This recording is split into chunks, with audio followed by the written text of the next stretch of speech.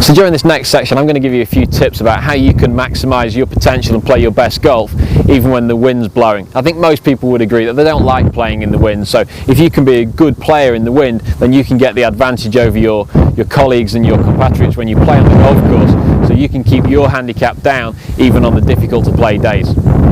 I think for a lot of people, when they're playing in the wind, they feel like they're trying to battle the wind. They feel like they're trying to fight against the wind all the way around. And it's only really the very best players that should endeavour to try and shape shots in the wind or try and play against the wind.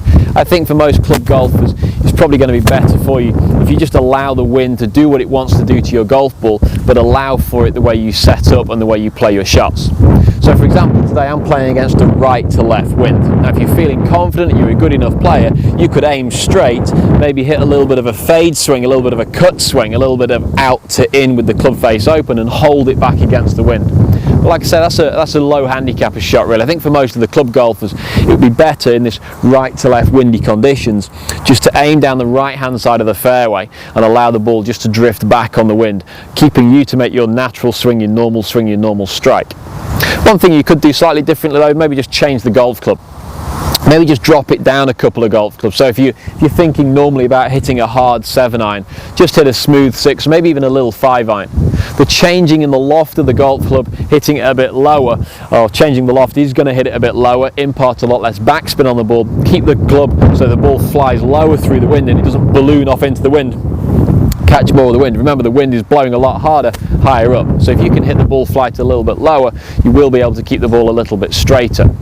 So always have this idea in your mind as you're setting up to the golf ball that you're going to swing with ease when there's the breeze. So swing with ease when it's breezy. Taking a 5-iron instead of a 7-iron and just making a nice smooth golf swing, keeping the ball flight down and not letting it balloon into the wind is definitely going to help you.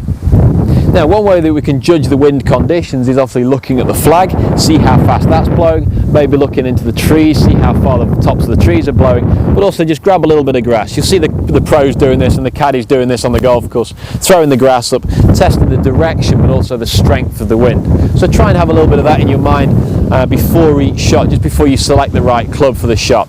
So aiming down the right hand side with a 5-iron instead of a 7-iron for this distance and nice and smooth. The ball flight there is a little bit lower, doesn't climb so much in the air and is slightly affected by the wind, but not so much as if I was hitting a 7-iron and trying to really hit it hard. So swing with ease in the breeze.